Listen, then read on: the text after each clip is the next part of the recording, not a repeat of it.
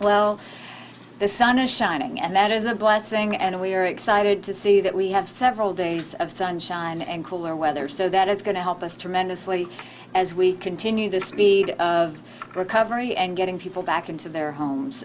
What we are finding out now is not only did we just deal with a hurricane, but we are now dealing with a flood. And as the rivers start to flow, what we are seeing are things like what's happening in Marion County, where we're seeing them 4 feet underwater, and expect those things to continue over the next 1 to 2 weeks. So our goal is to keep pre-positioning and getting ready, getting the word out to all of those communities so that they know what's coming, and to make sure that we're ahead of that whole situation. Our PIPS line, which is to help any residents with any issues they have, has already received 15,000 calls over this storm event. Just a reminder of what that number is. If you have any issues or questions whatsoever, you can call 1-866-246-0133.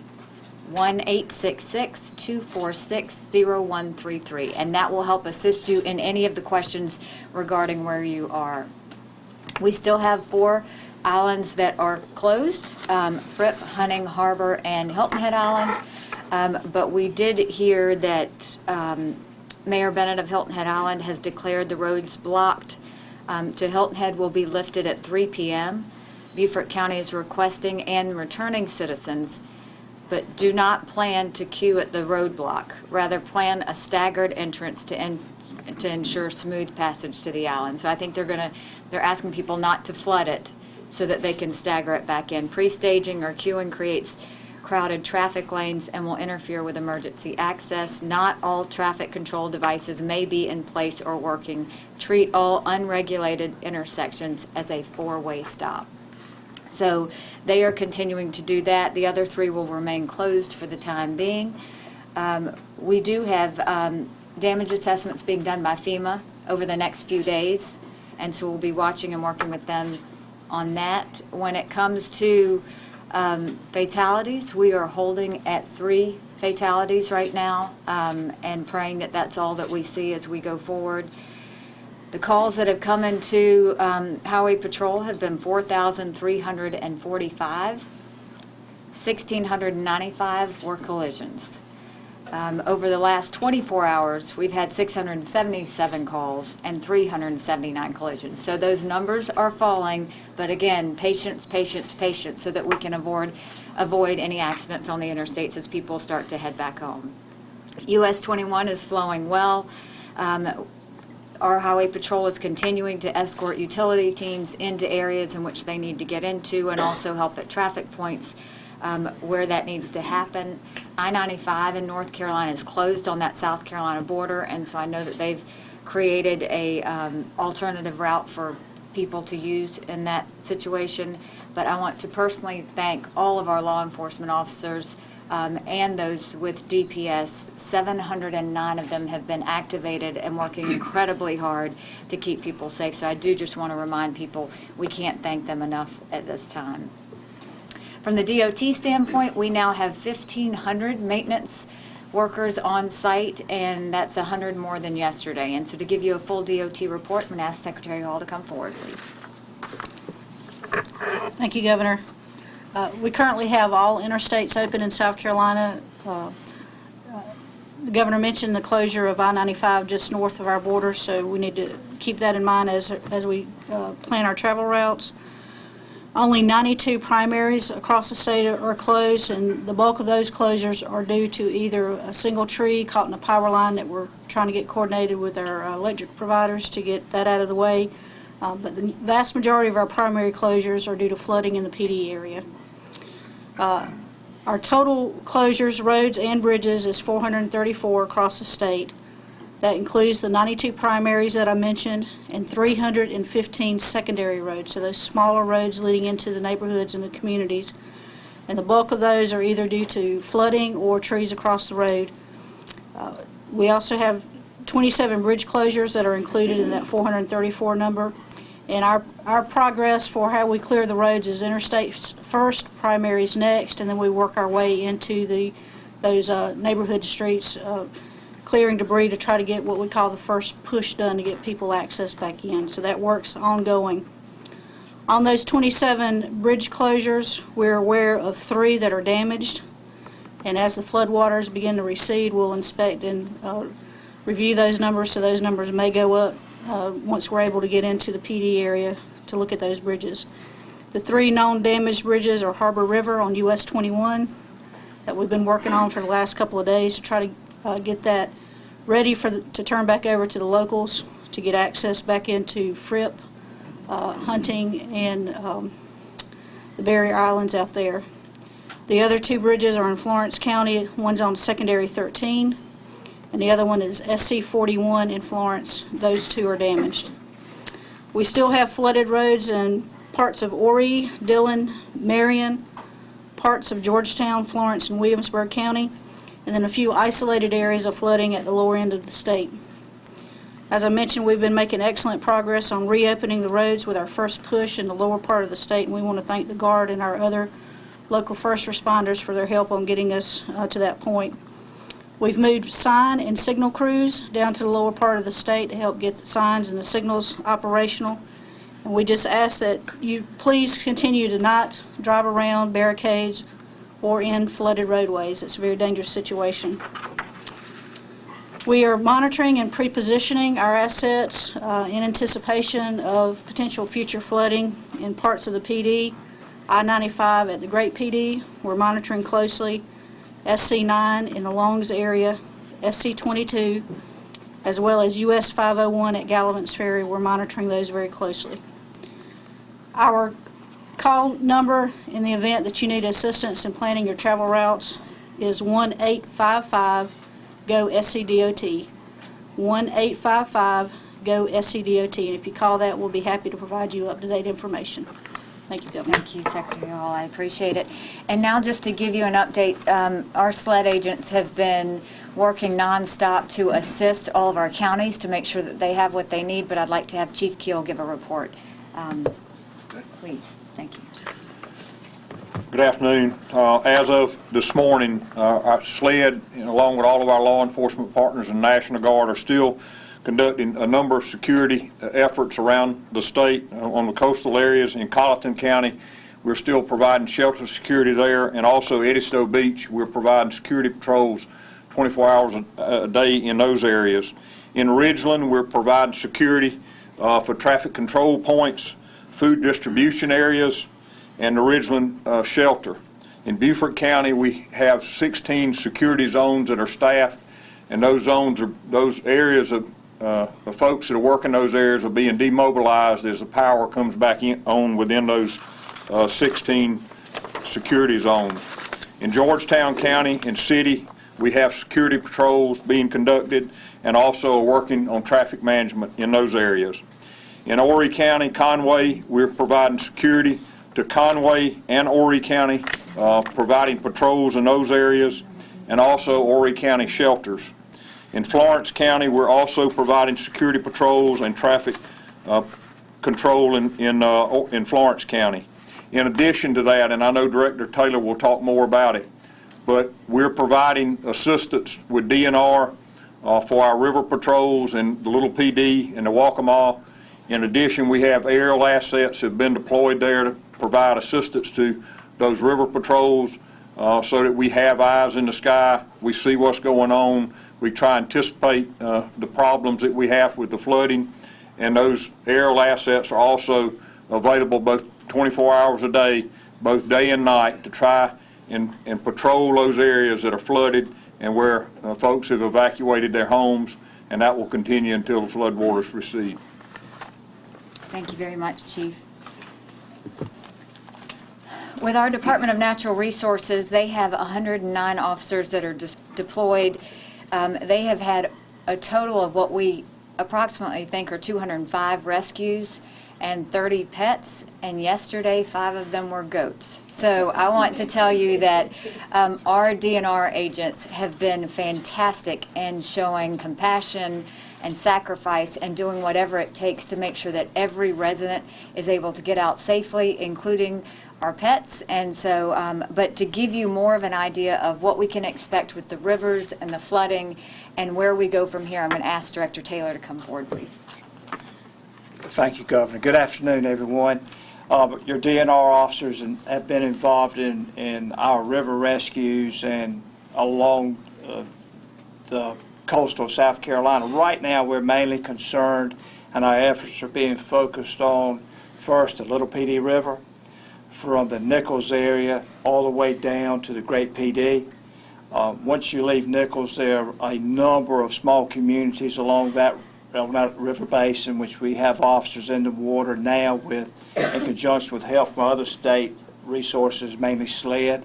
And we have boats in the water. We're going door to door, making sure that who's there, who's not there. If it's time for rescue now, our message to these residents from along Little PD, you still have time. You know, as we leave Nichols and you go downstream, you still have time. You need to have an evacuation plan, and you still have time to get out on those lower reaches of Little PD. But we will be in there with SLED and with their aviation units 24 hours a day, search and rescue, and also security for those properties. And so those folks along Little PD, you still have a chance to get out from those lower areas. We also are focusing on the Waccamaw River in the Conway area. We have boating assets there as well. The same plan is in place. Notify residents, check to make sure people are safe, offer the opportunity to climb on board of our boats and get out, and so that's what we're doing there as well. The Little PD is expected to crest in the next 24 to 48 hours, so we're looking forward to 48 hours passing. The Waccamaw River, however, is a different story. The crest prediction there could be anywhere from 7 to 10 days, and that still may be a little flexible as well. One thing to remember, even though the river crests, that doesn't mean the water's gone. That means that it will start receding, but that will be a slow process. There's so much water in the system to have to flow out that once we crest, it's still going to be a while before those rivers are back anywhere close to normal stage. Our message is you still have time. You need to have an evacuation plan. And our second message would be to those folks that we're still having problems with sightseers. If you're a sightseer and you want to go in and take a look at these homes, or just your curiosity is too much for you and you want to ride and look, don't do it. Our officers are going to be asking these boaters to leave because those wakes, they may not understand, those wakes cause tremendous damage to those homes that are flooded. And all of our residents have too much to worry about now than for a boater to come through and throw a large wake into their home. So that's our message for those boaters. And Governor, that's all I have for the moment. Thank you, Director Taylor. I appreciate that. The National Guard continues to be at hard work for us. They had 50 high water vehicles working yesterday. I saw one of them. It's phenomenal what they do. They are now upping that to 75.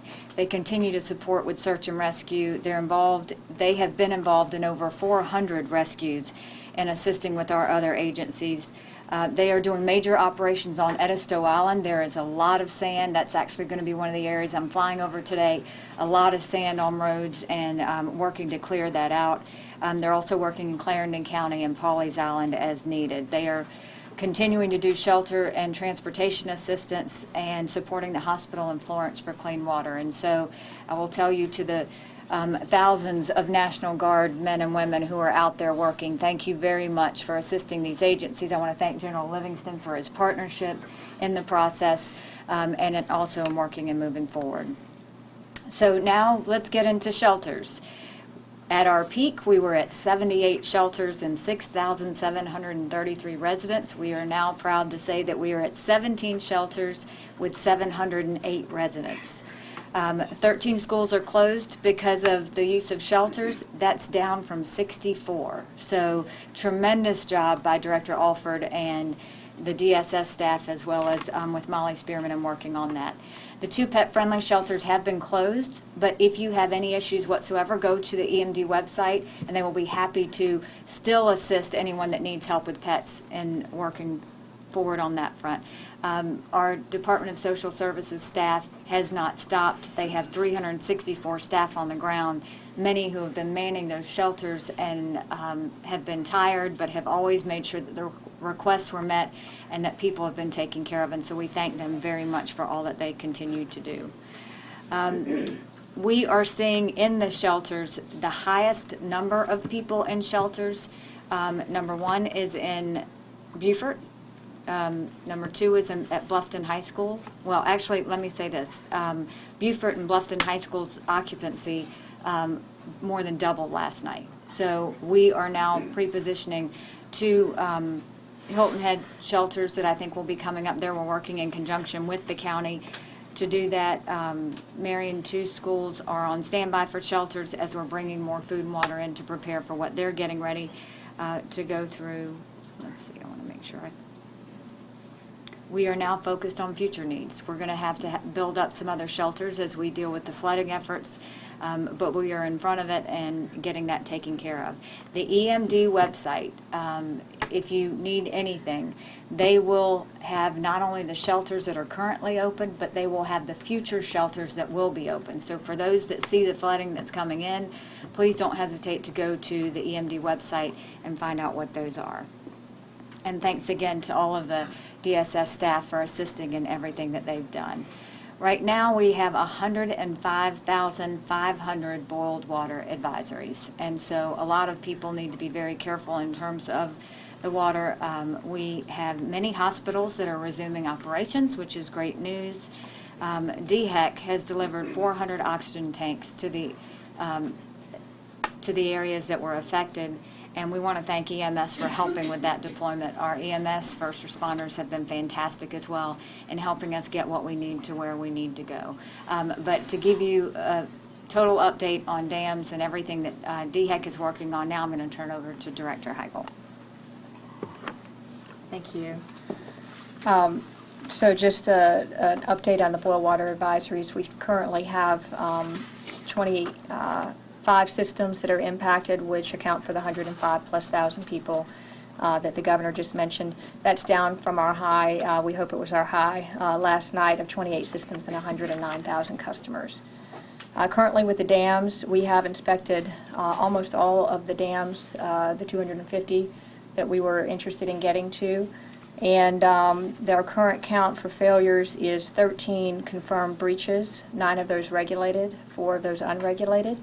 At this point now, we are deploying crews back out to the hardest hit areas, particularly the PD, to look at our low hazard dams, the C3 dams. And so, again, as I noted yesterday, that number is likely to climb as we get out to more and more of these structures. That completes my report. Thank you. And so in talking about powers and utility, we have currently 8,500 linemen on the ground that are trying to get your power on as soon as possible. They are having to make sure they're going into areas that are safe to get that turned back on. If you see a lineman, thank them, because they many times have left their homes where they had no power to make sure that you do have power. So we're very appreciative to all of the utility companies and co-ops that are working to do that. We have restored 570,718 customers. That is over 66 back online since when these outages came on. We currently sit at 290,108 outages. So that doesn't tell you they're moving fast and efficiently. I don't know what is. It was a massively large number when we were talking about 860,000, so it's nice to see that we're down to 290. The counties with the highest outages, Horry County has the most right now, Beaufort County has the second highest, and then Florence has the third highest, and that's in order of those outages. DPS is helping move fuel trucks, getting into those areas and continuing to assist with getting utility crews into the areas as well. So we have what we told yesterday was a crisis cleanup line, and that is for anyone who is dealing with damage to their home, debris removal, needing help and needing assistance. Our volunteer organizations were fantastic in putting a number together to give you who to call. Over 8,100 homeowners have already called since yesterday. and we have teams out there helping all of them. So the number to call if you need assistance for rebuilding, cleanup, debris removal, for the temporary type work that needs to be done, that number is 1-800-451-1954. 1-800-451-1954 to have voluntary organizations come out to help you with any of the needs that you have. For those who want to volunteer, because we are South Carolinians, and that's what we are seeing start to happen, is an influx of people wanting to help their neighbors, you can call 1-888-585-9643. To volunteer, call 1-888-585-9643. Director Farmer and the Department of Insurance are doing tremendous work in trying to make sure that things are getting processed and are happening. They have over 3,600 adjusters in the state right now helping with claims. They are going to have a disaster claims center open up tomorrow at the Bluffton Home Depot. And that will be Wednesday and Thursday from 10 to 5 to assist consumers with their questions and also with their claims. So if you're in that area, they will probably do this in other areas, but they're starting at the Bluffton Home Depot Wednesday and Thursday from 10 to 5 to assist with claims. Director Farmer also took action to protect the citizens of South Carolina with a 60-day extension for payment without losing insurance. So if you have had damage and are in the process of just trying to take care of that, we have a 60-day extension that you will not lose your insurance if you don't get those payments made on time.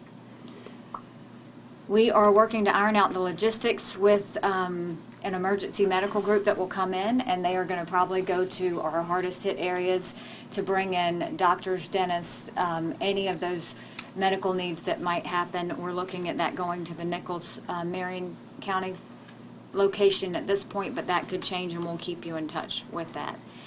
204 firefighters have volunteered themselves from where they are normally stationed to help in Horry and Marion County. And again, I can't thank the firefighters enough. They don't have to do this, but they are. And they're helping this area that is underwater and greatly in need of help. And so we're thankful to those firefighters as well.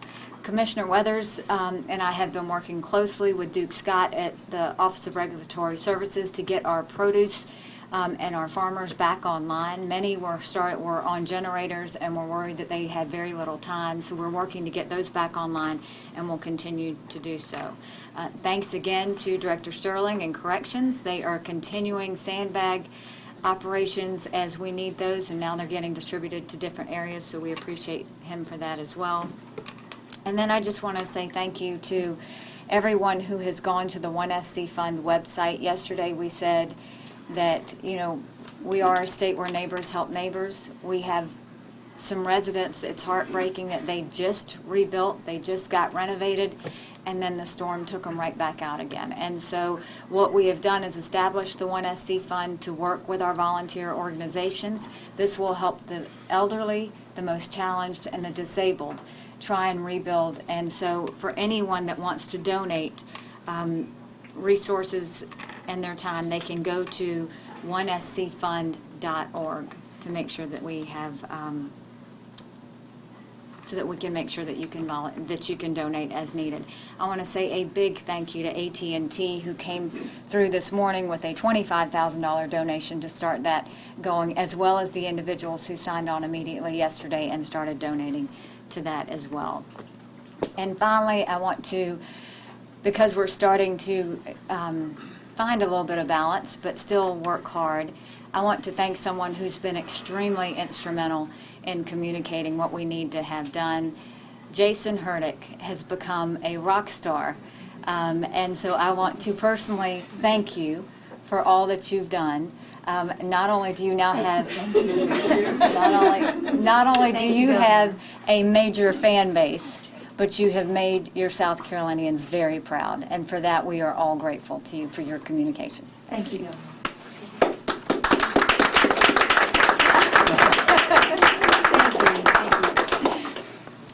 All right, and so with that, we will now open it up for any questions that you may have. Governor, is it almost like there's two disasters here where we've got the low country that got hit by the hurricane and it's starting to recover, but we've got the flooding going on and getting worse in the PD? I mean, don't ever say South Carolina is not resilient. I was thinking about this today. We have gone through 2 winter storms, a 1,000-year flood, 2 fire instances, and now a hurricane that is turning into a flood. And boy, do we keep bouncing back time and time again. But yes, what you are seeing is Hurricane Matthew was the additional problem. Now we're going into a flood situation where we're going to have to make sure that we're ready.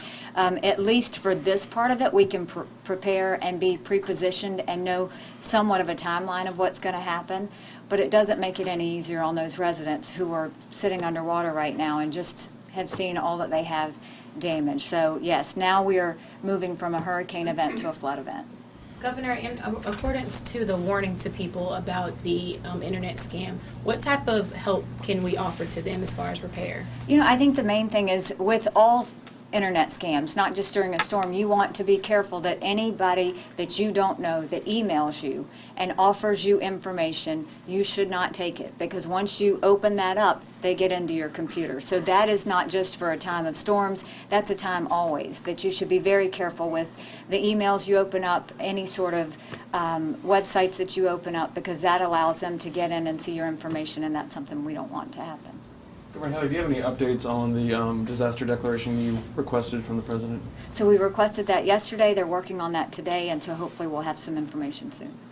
Governor Haley, do you plan on getting down and visiting Nichols and some of the harder hit areas in the near future? So I did that yesterday. So yesterday was really seeing Florence and Marion County, going straight over Nichols and seeing it. It was absolute devastation and heartbreaking, because at least at minimum, first stories were all completely flooded. Cars were damaged.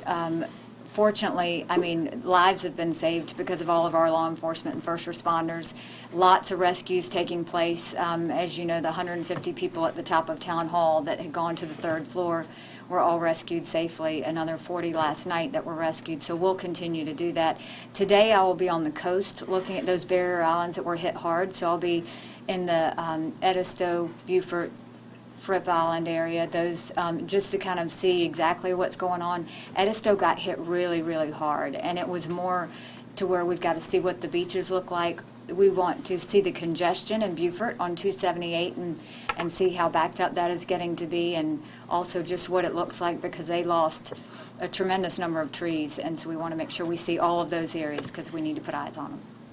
Are we waiting for the floodwaters from North Carolina to head our way because their rivers are packed, and now we're talking about slow water rivers too, so it's just going to sit there and move slowly down the coast? Is that kind of where we're I mean, at? that's the way I think so. I mean, Director Taylor, Yes, do you want to add to that? I think that's exactly right. We're waiting on the water from north. Some of it is here, but there's more to come. And that's going to be evident, really evident in the Waccamaw River as well. So we're at a place where we're looking for a crest, but it's going to take a while before it's all gone, because those waters coming out of North Carolina. Director Taylor, are there other communities that you can name along the Little PD or the Waccamaw that we should specifically reference as places that really need to get out? Well, if you look at the Little PD, the Nichols is the town where we start. When you go down to Little PD, we're fortunate that we don't have any more towns, but there are a number of small communities, bedroom communities along the river, and those are the areas that we're looking at now. Some of them have names, common names, Goat Island, or there's just a number of little bedroom communities, but no towns. If you look at the Waccamaw River, of course, there's Conway. And then we would move up the Waccamaw River with residents just live along the river there. And they've been great at communicating with those residents to let them know exactly what's going on and what's happening. And the mayor of Nichols and all of the community has been working very well with us. Governor, the increase in the shelters in the Beaufort area, is that mostly evacuees who are coming home and trying to get on the islands and realizing they can't get back? I'm not real sure of what is the actual plan of Hilton Head and what they're doing. I just know that there was an overflow at the high school, and that they have started working with our DSS to develop to possible other shelters should they need it. So again, this is their county plan that's come together. I think they thought they might need 2 more shelters, so we stepped up and we're assisting them in that effort. Is there any, does Secretary Hall know when the Harbor River Bridge will be open? We are trying to get our repairs completed as quickly as possible, and as soon as we get those repairs done, we will turn that bridge over to the local officials, and that's a local decision based on their safety concerns once you get past the bridge. So that'll be a local decision. Our job is to get the bridge ready and get the repairs done and turn it over to the locals. Could you provide some more details about the hospital in Florence? You said National Guard's providing water, clean water for it. General. Just some details on which hospital that is. That's McLeod Hospital. And what's happened is Florence has experienced a low water pressure situation due to broken pipes, and so they're worried about contamination. So we're taking water out of the system, purifying it, and putting it back into the hospital. Director Heigl, I have a crew on the ground that's asked me if I can ask you if you know about the dam in Cheraw that's on the brink of failing, if that's been in you guys' investigations yet? We have an unregulated dam in Chesterfield County near Cheraw, Meadow Street near Cheraw. I'm not sure if that's the same one you're referencing. That is a new one that we have confirmed did fail. So from the count last night to today, that one is new. Thank you. Secretary Hall, what can people expect who are still heading back as far as the roads and traffic? Because I know there some people said that there was some issues yesterday as far as just sitting and trying to be patient in traffic.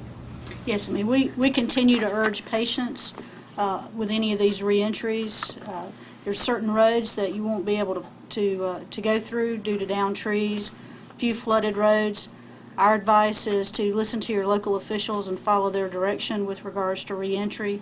I know we've had a lot of people want to get back home as quickly as possible, and that's created some challenges for us because the local officials weren't ready to receive those folks. So we're doing the best we can to get coordination done, and of course you can call on our website or our 855-GO-SCDOT number to get up-to-date information. And I think the one thing I want to add to that is storms are not convenient. I mean, people need to understand we never want a storm, we never look for a storm, but when they happen, it's all about safety. So the fast order in which we tried to evacuate was extremely important because it was a safety issue. Our job is not to make sure you get back home in record time. Our job is to work with the counties on when they're able to receive people and how we can support them in getting people back into their homes. But I would ask for patience. And while I understand it's easy to get frustrated whether you're sitting in traffic or whether you can't get to your home, I want you to take a second and count your blessings because you have your life. And at the end of the day, you know, while we have lost 3 people that we hold heavy on our heart, so many were saved. And that's the answer that we want you to take away, not how long you're sitting in traffic to get to your home and not how inconvenient it is. A storm will never be convenient, but lives can never be lost. And that's the goal that we're going to continue to focus on as we go forward. Governor Haley, can you provide some more information about when people might be seeing FEMA groups on the ground? I know we had some of those areas set up last year for the flood. When can people start maybe seeing some of those and getting some of those federal resources? Is that after we get the declaration from the government, or what's the timeline on that? I think they're already here now, but I'll let Mike Moore with FEMA give you further details on that. Yes, ma'am. Thank you, Governor. Yes, FEMA's been on the ground since early last week. We brought in various resources to support the state's efforts in support of the governor's priorities. So you have seen FEMA employees, FEMA resources in the area, in the state, certainly.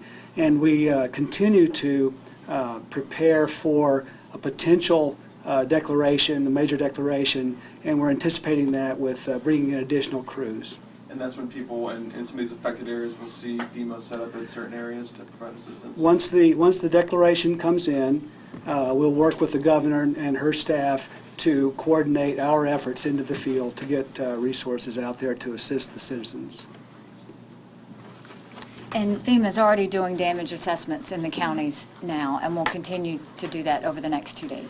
Do we know when they might, well, you guys are shooting for like a day when this might be wrapping up, or is it too soon to say at this point?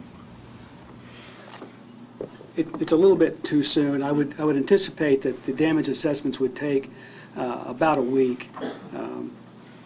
But we'll know about the declaration before that. Oh, yes, I'm sorry, I misunderstood Assessments. the assessments, but the declaration, I would think so, yes, Mary. Okay, any other questions? So what we want to continue to say is, remember to say thank you to those who are out there trying to help you get back. Patience, patience, patience. Think about this. This storm just happened this weekend. It is Tuesday, and we are already seeing people get back in their homes. We're seeing all of our interstates open. We're seeing primary roads being open. We're seeing schools and shelters closing and schools getting back into order. The outage is 66% down from where it was at our height. So a lot of things have happened in a very short amount of time. It will take us, a few more days, a couple days to make sure we get everything from Hurricane Matthew dealt with, and then we'll start working with the flood. But what I can tell you is all of the teamwork of everybody behind me and all those you don't see because they're working the roads right now is an unbelievable group of cooperation. I'm very thankful to each and every one of them, and also thankful to South Carolinians for their prayer and their patience as we go forward. Thank you very much.